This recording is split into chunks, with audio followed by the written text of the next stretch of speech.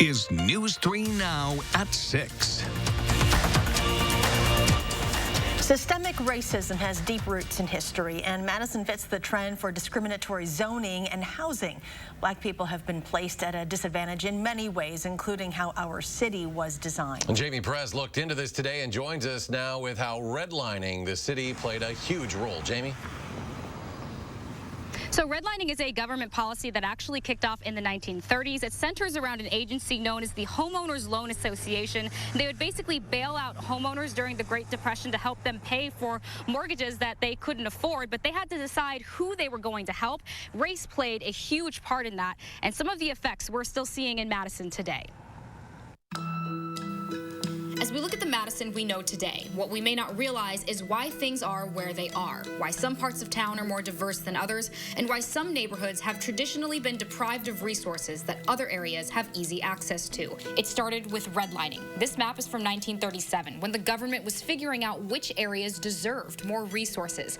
Red areas were the poorest, yellow was just a step up, the green and blue would be the areas given most access to wealth, good homes, and good resources. Only essentially a certain set of white people got that really big key to the suburbs. And that led to a huge divergence between who was able to really accrue wealth in the United States and who was at a huge disadvantage. Paige Glotzer is an expert on housing segregation at UW-Madison. She said redlining may have been something that was done in the past, but many of our current planning processes involve race at its core. Redlining was just one of the origins for how governments, municipal governments, and the federal government started to make decisions about which neighborhoods were worthy of resources. And race, as well as things like nationality and citizenship status, all became really bound up in those decision-making processes. If you take a look at the red areas of this map, you'll notice they're neighborhoods that have traditionally seen high populations of people of color.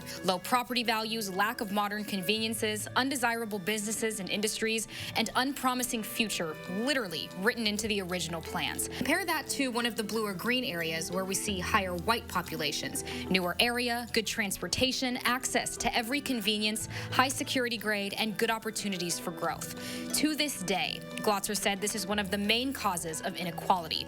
But there are ways to fix this. We just have to be willing to try. Focusing on equity as a priority in the planning process might mean not prioritizing places with good property values. It might mean rethinking how planning boards or community input is organized.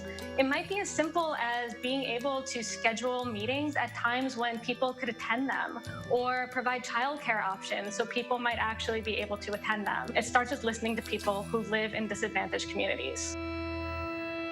I will have a link to that interactive map on channel3000.com. It's actually up right now if you are interested in learning how redlining has contributed to the Madison that we know today. Jamie Perez live tonight. Jamie, thank you. Developing tonight, Madison Mayor Satya Rhodes Conway and numerous alders are advancing a program that looks to increase opportunities for historically disenfranchised communities to own commercial property. The Commercial Ownership Assistance Program will be introduced at tonight's Common Council meeting. Alder Samba Balde championed the funding for the program in the 2020 budget. He says racial justice cannot be achieved without programs like this to address economic justice. The program establishes a forgivable loan fund to help Madison business owners transition from renting to owning commercial property. Council President Sherry Carter sees this as a promising tool to support business owners of color in the Park Street corridor, which is experiencing gentrification pressure. Tonight, the Madison Common Council is discussing items related to police reform. One is a resolution to move along the process of creating a board of civilians to oversee the Madison PD. Madeline O'Neill is live and brings us details about a request from the department. Maddie? Tonight, the Common Council is set to decide whether or not to approve $50,000 for projectile launchers and other equipment as the last step of the Madison Police Department's Less Lethal initiative. That money was originally meant for the Midtown District Station. If this resolution is approved, that instead would be moved to fund ammunition, training, tasers, and those less lethal impact projectile launchers, with a goal of putting one in every squad car, according to Interim Chief Vic Wall. He says the goal is to do this as quickly as possible to reduce the chances that officers will have to use deadly force. Now, you mentioned that Civilian Oversight Committee on Police as well. The Common Council will discuss a resolution on that tonight, too. Members of the board would be a diverse group appointed by the mayor and Common Council and have duties including providing input on the police chief and discipline recommendations. The goal is to have that civilian board set up by October. We'll have an update tonight on News 3 Now at 10. All right, Maddie O'Neill tonight live. Maddie, thank you. The majority of the Milwaukee Common Council supports a 10% cut to the police department's budget. The resolution is being discussed tonight. According to the Milwaukee Police Department, a 10% budget cut would be almost $30 million, and tweeted that those cuts would be the equivalent of 375 officers. The resolution looks to redirect those funds to community needs such as housing, the health department, and violence prevention. After weeks of nationwide protests, today President Trump signs an executive order to incentivize higher policing standards. The order encourages police departments to collect and track excessive force complaints. It has incentives for police to update their training certifications, and it employs mental health professionals to work with police to respond to some incidents. Well, Governor Kim Reynolds says she'll sign an executive order automatically restoring the right to vote for people who have completed their sentence for a felony conviction. That's according to The Hill. Iowa is the sole remaining state that requires felons to apply individually to the governor's office to have their voting rights restored, which right now restricts more than 60,000 and close to 10% of the state's African-American population from voting. Well, we told you on Friday about a petition by a Columbus, Wisconsin high schooler to remove the Christopher Columbus statue along Highway 16. The petitioner, Abby Adams, told us she wants the statue to be placed in a museum with historical context instead of being used as a way to honor Columbus. The city of Columbus posted on its Facebook page they've gotten a lot of questions about the petition. They write that as they gather pertinent information to address the petition, the item is not on the agenda for tonight's meeting. City leaders say there's a possibility this will be discussed at a special meeting no earlier than July 7th. Warmer weather continues. Let's check your first warn forecast with Chief Meteorologist Gary Canoldi. Yeah, those temperatures continue to climb into the 80s in most areas today, and tomorrow we could be in the upper 80s and close to 90 by Thursday. You can see a visible cloud track, hardly a cloud to be found anywhere across the state of Wisconsin. High pressure near the ground and aloft is keeping the clouds from forming.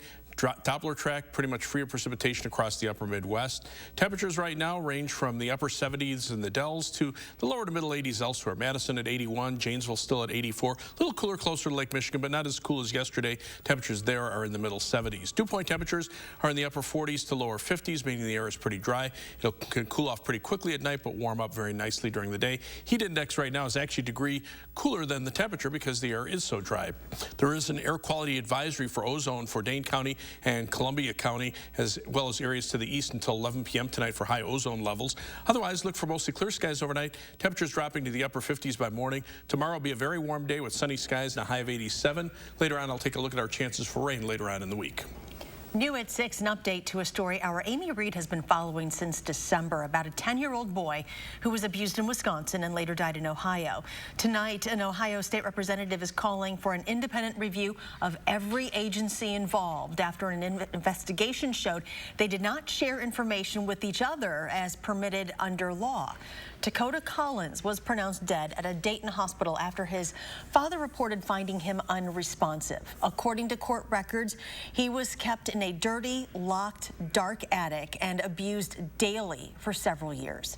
Dakota's father, his father's fiancée, and her sister are all charged with 4 counts of endangering children. WHIO-TV in Dayton reports there were numerous red flags reported before Dakota's death. Over the course of 3.5 years, police were called to their home more than 10 times. By the time Dakota died, at least half a dozen Wisconsin, North Carolina, and Ohio agencies were supposed to have played a role in protecting his well-being. That includes Town of Madison Police in Dane County. Reporters asked how calls to help Dakota were followed up, and agencies often said that privacy laws prevented them from answering. Dayton Police Chief Richard Beal says it's not clear whether police officers are routinely made aware of any open child services cases when they're dispatched as reports of neglect or abuse. The Wisconsin legislature's Republican-controlled Budget Committee has approved 4 more legal settlements under the state's lame duck laws, passed in December of 2018. Now, those laws require Democratic Attorney General Josh Call to get the Joint Finance Committee's approval before settling lawsuits. The panel unanimously approved all 4 settlements Call asked for, involving pollution runoff, landfill violations, a petroleum spill, and deceptive housing practices. To our coronavirus headline, state health officials report more than 700 people have now died in Wisconsin from COVID-19. There were 7 new deaths reported today, almost 300 new cases. About 74% of all positive cases have now fully recovered. The roar of motorcycles will return to the Black Hills of South Dakota this summer for the annual Sturgis Motorcycle Rally, but with some major modifications. The Sturgis City Council voted last night to proceed with preparations for the rally's 80th year, scheduled for August 7th through the 16th. The council voted to cancel the usual parade, opening ceremony, and B-1 bomber flyover due to the pandemic. Vendors will be required to wear PPE, and mass COVID-19 testing is being considered. At $75 to $150 per person. Those tests have not yet been approved. Joe Biden's campaign says no matter what, the candidate will be in Milwaukee to accept the Democratic Party's nomination, but it's unclear really what the Democratic National Convention will even look like. Could be in person or completely virtual, depending on what the pandemic looks like in August. Mark McPherson from our CBS affiliate WDJT in Milwaukee spoke with delegates who are weighing in on what they'd like to see. As my first time, I'm extremely excited. Tommy Molina is ready to take on the responsibility of being a delegate for the very first time. I think this is a once-in-a-lifetime opportunity. But because of COVID-19, his experience could be very different than delegates who came before him. Myself, more than anybody, would love to do it in person to get the full experience, but I think that policymakers have to prioritize safety, and I don't see that right now. Molina is part of a group of delegates who thinks it might be safer to hold the convention virtually. The most important part is that we vote to nominate the next Democratic nominee for president, and I don't see any reason why that can't happen virtually.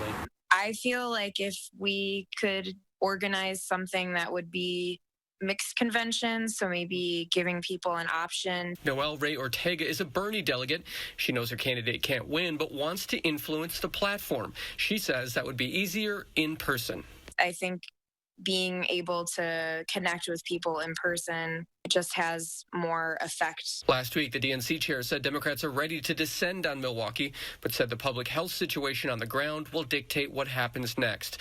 For now, the delegates will prepare and then wait and see. I think to a large degree, Democrats are united behind understanding that no one's happy about the situation right now, but that safety is our priority. Another thing to consider, it's just not the number of cases in Milwaukee. Delegates, of course, will be coming from all 50 states. The DNC has not made a final decision yet. Coming up next at 6, community members are supporting a downtown Madison karaoke bar that's in danger of closing its doors after back-to-back hits from the pandemic to property damage and a robbery. Stay with us.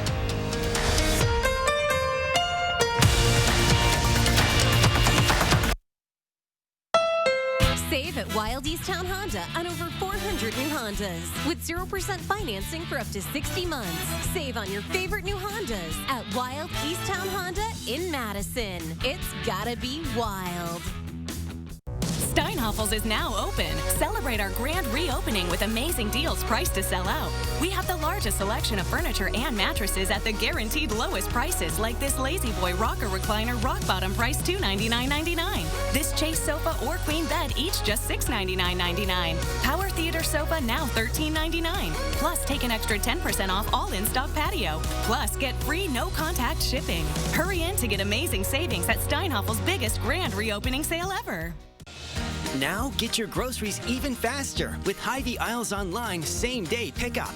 Just choose the Get It Faster option and pick up your groceries in as little as 2 hours. Plus, now we've added more time slots so you can get your groceries when you need them.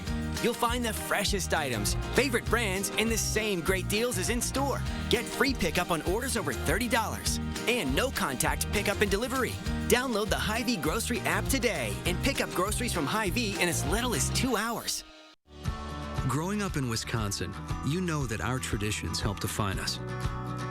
That's why so many of us choose EdVest, Wisconsin's $529 college savings plan. Getting started online is quick and easy. And even if your kids are blowing out more and more candles, EdVest is a great way to prepare for the cost of higher education that will be here before you know it. Contribute at edvest.com to take advantage of the 2020 Wisconsin State Tax Deduction. Save at Wild Easttown Honda on over 400 new Hondas. Lease a new all-wheel drive CRV for just $199. Imagine your new CRV for only $199 at Wild Easttown Honda in Madison. It's gotta be wild. You are watching News 3 Now at 6.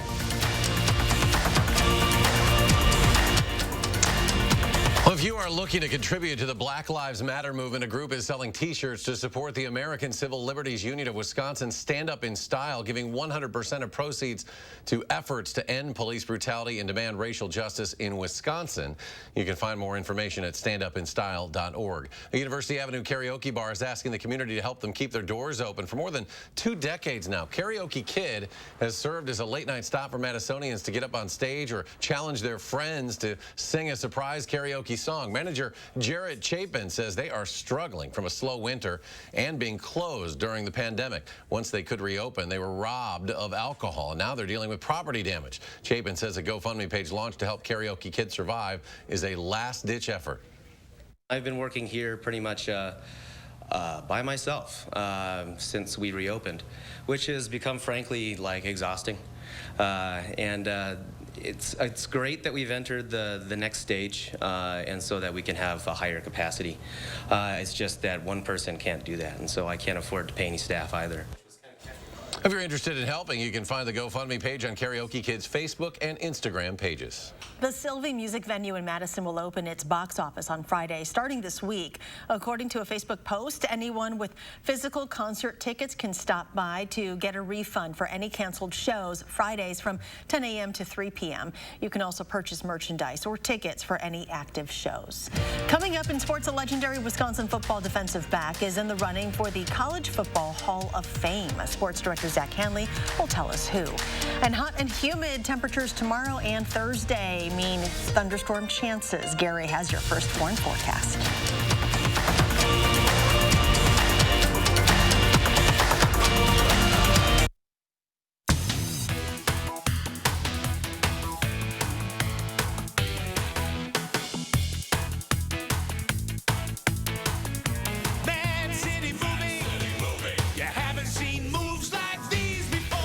Hi, I'm Brian from McGann Furniture in Baraboo. We know that hardworking people want the most value for their money. When you shop at McGann's, we've already sorted out and selected the brands that we feel offer you the most bang for your buck. From young couples just starting out to people my age, we offer a huge selection at prices that will fit your budget. Plus, most purchases include free delivery and setup. Shop McGann Furniture in downtown Baraboo. You'll be glad you did. Happy anniversary! Hi, I'm Tim O'Brien, owner of The Healthy Place. It's our 10-year anniversary, and we are celebrating with a 30% off sale this week through Saturday. Stop pain, reduce stress, get deeper sleep, and find your healthy place with natural supplements. Stock up on all your favorite supplements this week with 30% off through Saturday. These past 10 years have been incredible. Stop by one of our 4 Madison-based locations and check us out online at findyourhealthyplace.com. The Healthy Place. Gobin Cars Grand Opening Sale, beautiful Middleton. 2017 Nissan Sentras, Hyundai Elantras for only $79.95 or $129 per month. That's right. Buy 2017 Nissan Sentras and Hyundai Elantras for only $79.95 or $129 per month. Gobin Cars is selling 2018 Kia Fortes for only $89.95 or $149 per month. Hurry in today and just ask for my dad, Don the Dealman Gobin. Or my daughter, Crystal the Pistol Gobin. You gotta go to Gobin, GobinCars.com. Get more help with your laundry at the laundry cleanup sale now at the Brothers Maine. Save time and money with the latest in laundry from Whirlpool, Maytag, and Amana with 0% financing for up to 18 months. Get even more help with free delivery on washer-dryer pairs and our risk-free 30-day price and satisfaction guarantee. That's why we're the More Store. It's the laundry cleanup sale with more selection, more savings, and more help with your laundry. Only at the Brothers Maine, your local store for more since 1938.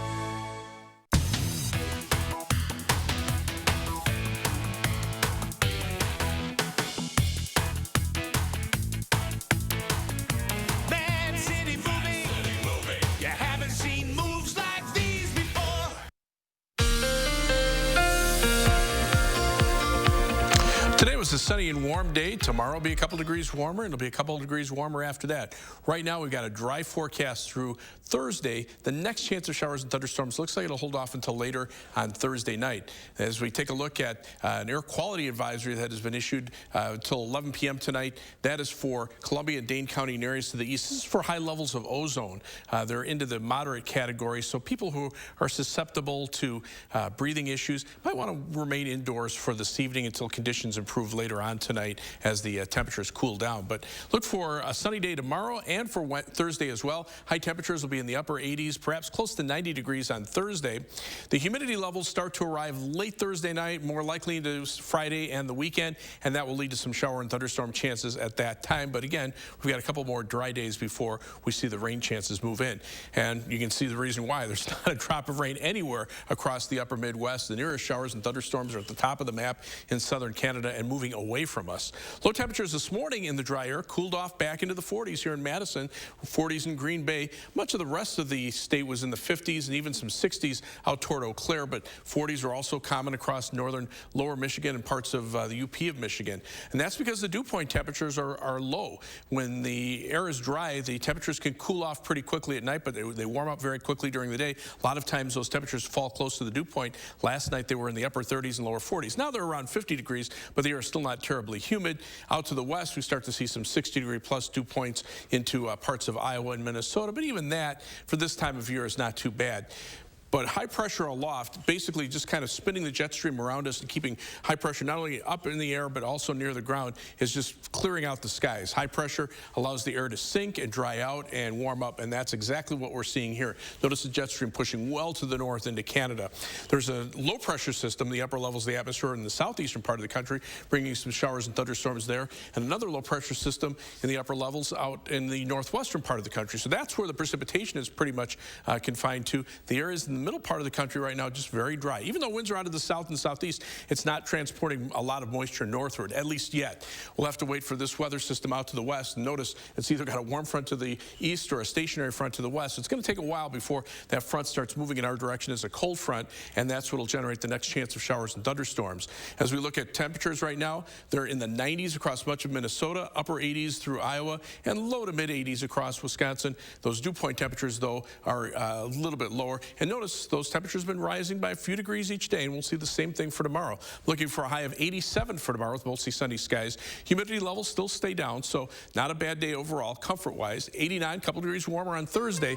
Again, humidity late Thursday night into Friday will start bringing some thunderstorm chances. We'll see some off and on shower and thunderstorm chances through Father's Day weekend. Humidity levels drop a little bit next week, but we'll still see an off and on chance of thunderstorms. Most of the time, it'll be dry. And coming up in sports, 40 reps at 225 pounds. Just your average workout for Leo Chanel. How that video has helped motivate his teammates. That's next on News 3 Now. News 3 Now First Warn Weather is brought to you by Lazy Boy Home Furnishings and Decor. Discover a shopping and design experience as comfortable as the furniture. Lazy Boy Home Furnishings and Decor. Schedule your free design consultation today. The 17th Annual Madison Area Parade of Homes, exclusively sponsored by Nuns, featuring newly constructed homes in 5 of Dane County's most sought-after neighborhoods. The newest trends, tech, and designs. Visit MadisonParadeOfHomes.com for more information. Here's to all the farm and fleet dads, the ones who get the job done right and take the time to pass it on. This Father's Day, give him a gift you know he'll love from the store dads love, Blaine's Farm and Fleet. For the rugged dad, Carhartt Forest t-shirts are 25% off. For the DIY dad, save $50 on this Simpson pressure washer. For the sportsman dad, assorted knives, multi-tools, and trail cams are 20% off. And a Blaine's Farm and Fleet gift card is always the perfect gift. Find value at Blaine's Farm and Fleet. It's here, Slumberland's huge clearance event. You do not want to miss this one. Massive markdowns all over. Closeouts, floor samples, one-of-a-kind items, crazy low prices like sofas as low as $278, this gorgeous bed on closeout for only $148, or this classic sectional for just $799. Plus, get totally free doorstep shipping. No contact, no minimum. Hurry into our huge clearance event and save. Only at Slumberland Furniture. All right, I brought in Ensure Max Protein to give you the protein you need with less of the sugar you don't. I'll take that. 30 grams of protein, and 1 gram of sugar. Ensure Max Protein with nutrients to support immune health. Seeing the joy that people feel when they share a meal with family and friends, that's why we do this. The laughter of kids around the table, the thrill of families driving through for a treat, the delight of not having to cook, and instead letting us safely serve you. It all comes back to taking care of each other. And for that, we'll be here with your favorites, and always a smile. The 17th Annual Madison Area Parade of Homes, exclusively sponsored by Nuns, featuring newly constructed homes in 5 of Dane County's most sought-after neighborhoods. The newest trends, tech, and designs. Visit MadisonParadeOfHomes.com for more information. Wednesday morning, you want to make sure your AC's working. Hattie says temps could get close to 90. And we'll have the reaction to the City Council's proposal to add more citizen oversight for Madison Police. We'll see you from 4:30 to 7 tomorrow morning.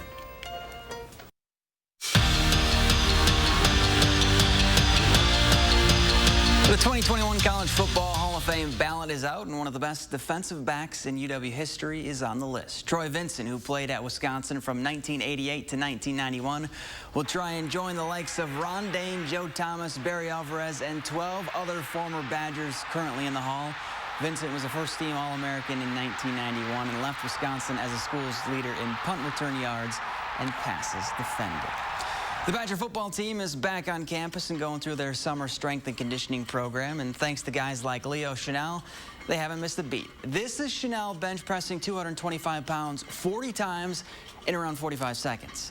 That's impressive on its own, but the Wisconsin linebacker noted he's slowly but surely getting there. And according to his strength and conditioning coach, videos like that have pushed his teammates to work harder. You love it. You love that you have those guys. Again, that's the locker room, right? That's a guy who's on his own, training, putting it out there. And, you know, having been in that locker room as a man, you look at that video and you say, dang, like, what am I doing, right? And so that's the driving force. You know, it's not me or any other coach. From Hawaii to Orlando and now to Vegas, the NFL Pro Bowl has a new home. Allegiant Stadium, where the Las Vegas Raiders will play, will host the Pro Bowl on January 31st. And remember, Vegas will also be home to the 2022 NFL Draft. The TBT bracket is out, otherwise known as the basketball tournament, and a couple of former Badgers have teamed up and earned the 9 seed out of the 24-team tourney. Trayvon Hughes, Vito Brown, and Khalil Iverson will play on the Big Ten alumni squad called Big X. Winner gets $1 million. $1 million. Yeah, that's a lot. That's not bad. No. Not bad at all. Another thing that's not bad is our forecast, Gary. No, other than the fact that we do have some high ozone levels, so an air quality advisory in effect for Columbia and Dane counties out to the east until 11 o'clock. Temperatures right now upper 70s and low 80s. All right, Gary, thanks. Thanks for joining us for News You Now at 6. Enjoy your evening, and we'll see you back here at 10.